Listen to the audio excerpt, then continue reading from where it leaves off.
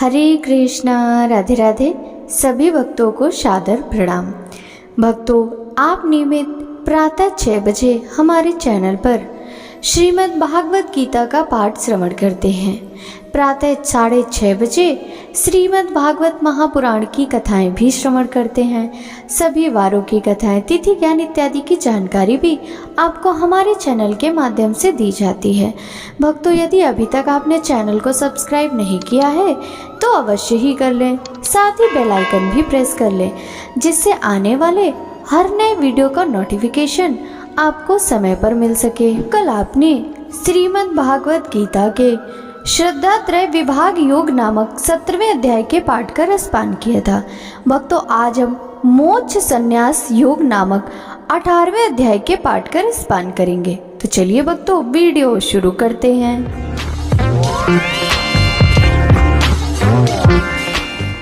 अर्जुन ने कहा, हे महाबाहु, मैं त्याग का उद्देश्य जानने का इच्छुक हूँ। और हे केसी निषूदन, हे ऋषिकेश, मैं त्यागमय जीवन का भी उद्देश्य जानना चाहता हूँ।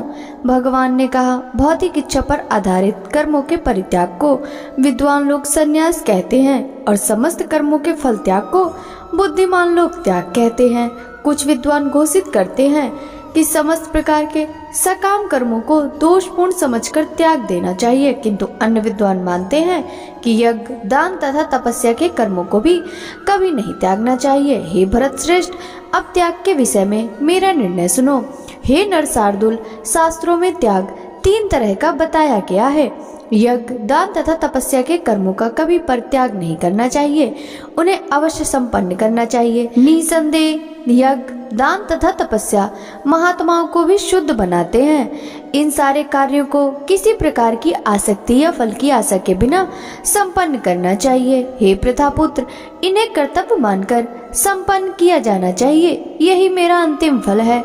निर्दिष्ट कर्तव्यों को कभी नहीं त्यागना चाहिए।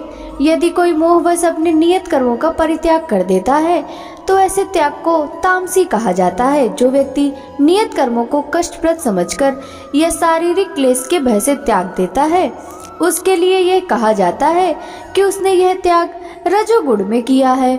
ऐसा करने से कभी त्याग का उच्च फल प्राप्त नहीं होता। हे अर्जुन, जब मनुष्य नियत कर्तव्य को करनी मानकर करता है और समस्त भौतिक संगति तथा फल की आसक्ति को त्याग देता है तो उसका त्याग सात्विक कहलाता है। सतोगुण में स्थित बुद्धिमान त्यागी, जो न तो अशुभ कर्म से घृणा करता है न शुभ कर्म से लिप्त होता है, वह कर्म के विषय में कोई संशय नहीं रखता।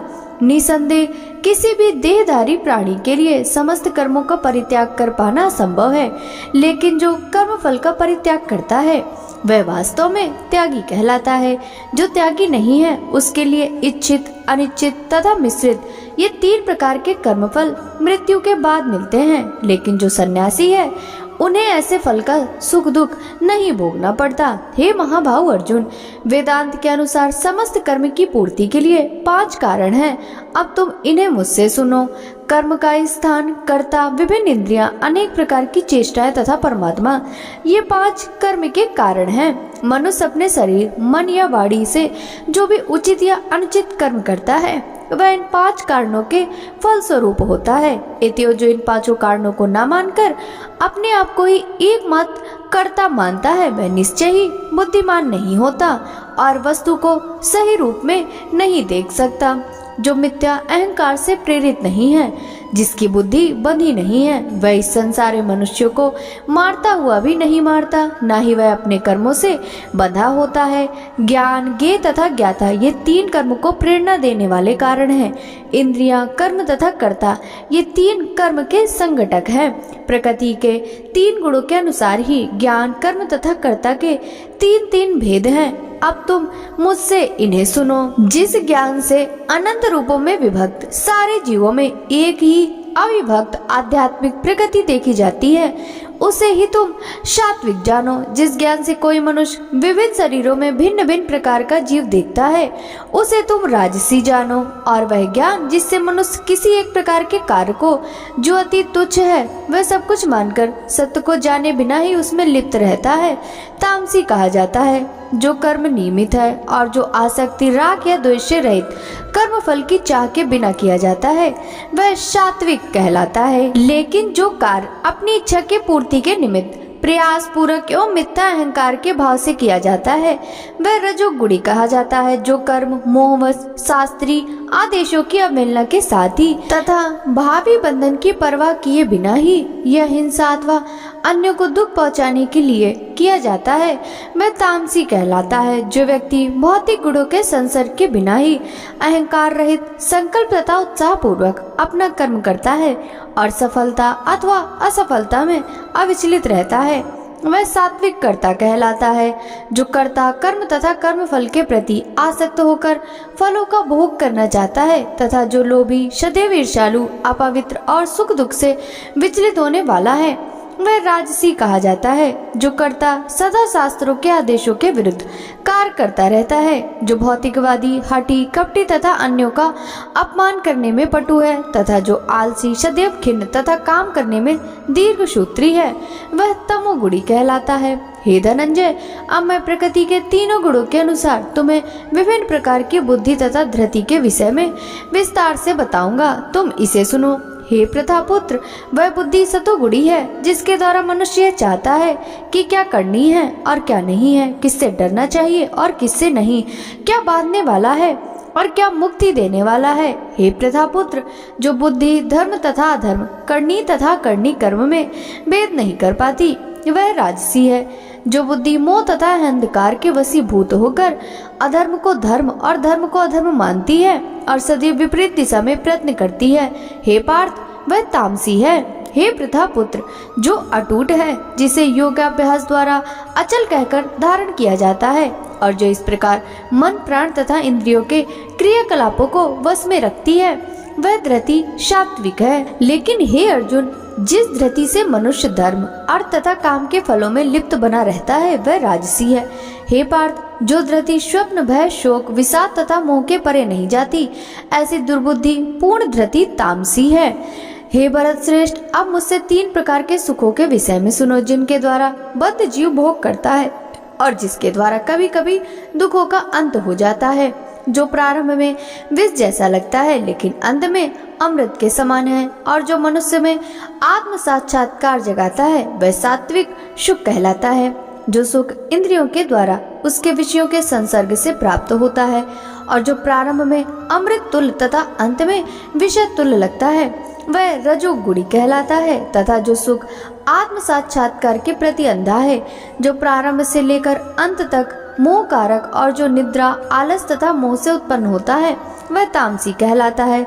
इस लोक में स्वर्ग लोकों में या देवताओं के मध्य में कोई ऐसा भी व्यक्ति विद्यमान नहीं है जो प्रकृति के 3 गुणों में से मुक्त हो। हे परंतपा, ब्राह्मणों क्षत्रियों वैश्यों तथा शूद्रों में प्रकृति के गुणों के अनुसार उनके स्वभाव द्वारा उत्पन्न गुणों के द्वारा भेद किया जाता है।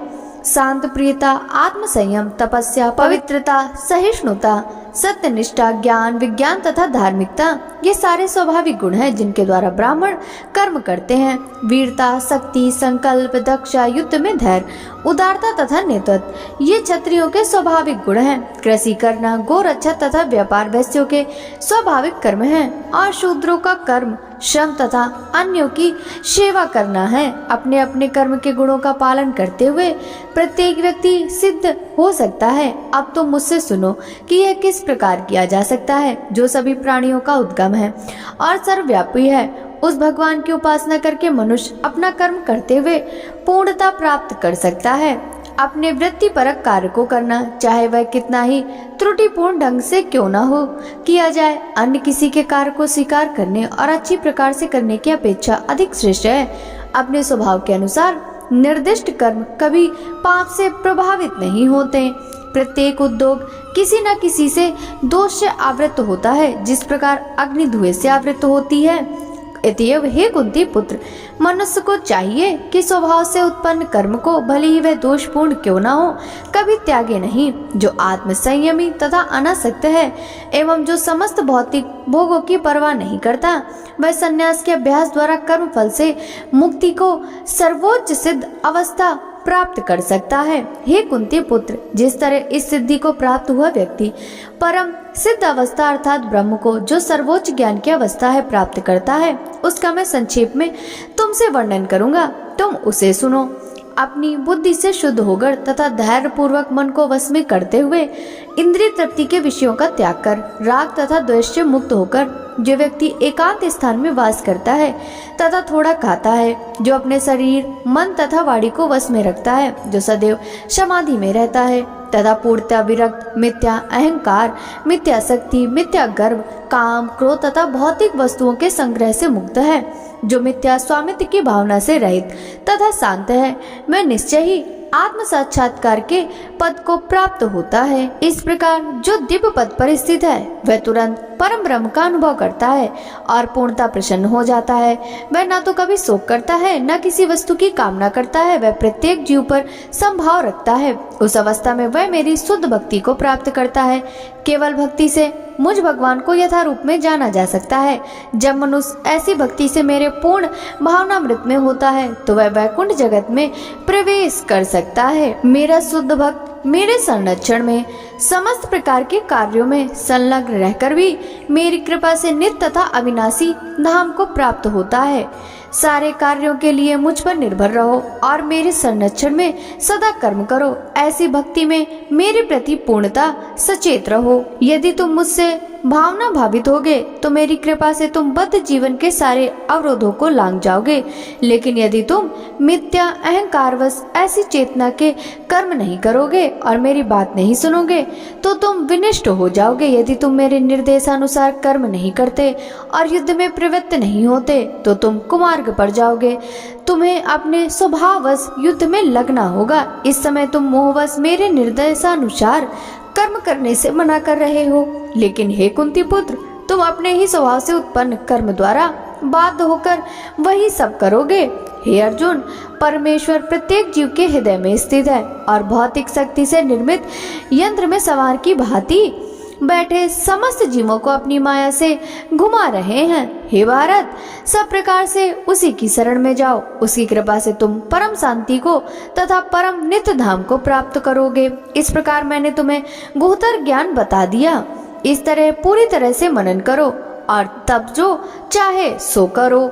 चूंकि तुम मेरे अत्यंत प्रिय मित्र हो, इत्यो मैं तुम्हें अपना परम आदेश जो सर्वाधिक गुह्य ज्ञान है बता रहा हूँ। इसे अपने हित के लिए सुनो। सदैव मेरा चिंतन करो, मेरे भक्त बनो, मेरी पूजा करो और मुझे नमस्कार करो। इस प्रकार तुम निश्चिंत रूप से मेरे पास आओगे। मैं तुम्हें वचन देता हूँ क्योंकि तुम मेरे परम मित्र हो। यह गुह्य ज्ञान उनको कभी नहीं बताया जाए जो न तो संयमी है, न एक निष्ठ है, न भक्ति में रत है, न ही उसे जो मुझसे द्वेष करता हो। जो व्यक्ति भक्तों को यह परम रहस्य बताता है वह शुद्ध भक्ति को प्राप्त करेगा और अंत में वह मेरे पास वापस आएगा। इस संसार में उसकी अपेक्षा कोई अन्य सेवक न तो मुझे अधिक प्रिय है और न कभी होगा। और मैं घोषित करता हूँ कि जो हमारे इस पवित्र संवाद का अध्ययन करता है वह अपनी बुद्धि से मेरी पूजा करता है और जो श्रद्धा समेत तथा द्वेष रहित होकर इसे सुनता है वह सारे पापों से मुक्त हो जाता है और उन शुभ लोकों को प्राप्त होता है जहाँ पुण्यात्माएं निवास करती हैं। हे प्रजापुत्र, हे धनंजय, क्या तुमने इसे एकाग्र चित्त होकर सुना और क्या तुम्हारा ज्ञान तथा मोह दूर हो गया? अर्जुन ने कहा, हे कृष्ण, हे अच्युत, अब मेरा मोह दूर हो गया। आपके अनुग्रह से मुझे मेरी स्मरण शक्ति वापस मिल गई। अब मैं संशय रहित तथा दृढ़ हूँ और आपके आदेशानुसार कर्म करने के लिए उद्धत हूँ। संजय ने कहा, इस प्रकार मैंने कृष्ण तथा अर्जुन इन दोनों महापुरुषों की वार्ता सुनी और यह संदेश इतना अद्भुत है कि मेरे शरीर में रोमांच हो रहा है। व्यास की कृपा से मैंने यह परम गुह्य बातें साक्षात योगेश्वर कृष्ण के मुख से अर्जुन की प्रति कही जाती हुई सुनी। हे राजन, जब मैं कृष्ण तथा अर्जुन के मध्य हुई इस आश्चर्यजनक तथा पवित्र वार्ता का बारंबार स्मरण करता हूँ तो प्रतिक्षण आहत से गदगद हो उठता हूँ। हे राजन, भगवान कृष्ण के अद्भुत रूप का स्मरण करते ही मैं अधिकाधिक आश्चर्यचकित होता हूँ और पुनः पुनः हर्षित होता हूँ। जहाँ योगेश्वर कृष्ण है और जहाँ परम धनुर्धर अर्जुन है, वहीं ऐश्वर्य, विजय, अलौकिक शक्ति तथा नीति भी निश्चित रूप से रहती है, ऐसा मेरा मत है। बोलिए श्री कृष्ण भगवान की जय। भक्तों, अब हम श्रीमद् भागवत गीता के अंतिम अध्याय यानी 18वें अध्याय के महात्म्य का रसपान करेंगे। श्री नारायण जी बोले, हे लक्ष्मी, 18वें अध्याय का महात्म्य सुनो। जैसे सब नदियों में गंगा जी, गौवों में कपिला कामधेनु और ऋषियों में नारद जी श्रेष्ठ हैं, उसी तरह सब अध्यायों में गीता जी का 18वां अध्याय सबसे श्रेष्ठ है। एक समय सुमेरु पर्वत पर देवलोक इंद्र अपनी सभा लगाए बैठे थे। उर्वशी नृत्य करती थी। बड़ी प्रसन्नता से सब बैठे थे। इतने में चतुर्भुज रूप को पार्षद ले आए। इंद्र को सब देवताओं के सामने कहा, तो उठ, इसको बैठने दे। यह सुनकर इंद्र सह न सके, उस तेजस्वी को बैठा दिया। इंद्र ने अपने गुरु बृहस्पति जी को पूछा, गुरु जी, तुम त्रिकालदर्शी हो, देखो इसने कौन सा पुण्य किया है जिससे यह इंद्र के आसन का अधिकारी हो गया। मैं जानना चाहता हूँ कि इसने ऐसा कौन सा पुण्य किया है। तब बृहस्पति जी ने कहा, इसने ना कोई तीर्थ किया, ना कोई व्रत किया, यज्ञ दान कुछ भी नहीं किया, ना ही किसी भगवान का मंदिर बनवाया, ना ही तालाब खुदवाया। ऐसी कोई भी पुण्य कर्म इसने नहीं किए। तब भगवान बृहस्पति जी ने इंद्र से कहा, बृहस्पति जी ने कहा, इसके मन में भोगों की वासना थी, परंतु यह गीता के 18वें अध्याय का पाठ नित्य किया करता था। उसने जब देह को छोड़ा तब मैंने आज्ञा करी कि हे पार्षदों, तुम इसको पहले ले जाकर इंद्रलोक में सुख भोगाओ, तब इसका मनोरथ पूरा हो जाए। जब मेरी सहज मुक्ति को पहुंचाओ, सो तुम जाकर भोगों की सामग्री इकट्ठी करो। इंद्र और सब देवता आकर इंद्र ने सब वस्तु भोगों की एकत्र कर दी और कहा, इंद्रलोक के सुखों को भोगों की काल से इंद्रपुरी के सुख भोग कर फिर भगवान की कृपा से सहज मुक्ति पाकर वैकुंठ का अधिकारी होगा। श्री नारायण जी कहते हैं, हे लक्ष्मी, यह 18वें अध्याय का महात्म्य है। गंगा, गीता, गायत्री, कलयुग में यह तीनों मुक्तिदाता हैं। बोलिए श्री कृष्णचंद्र भगवान की जय।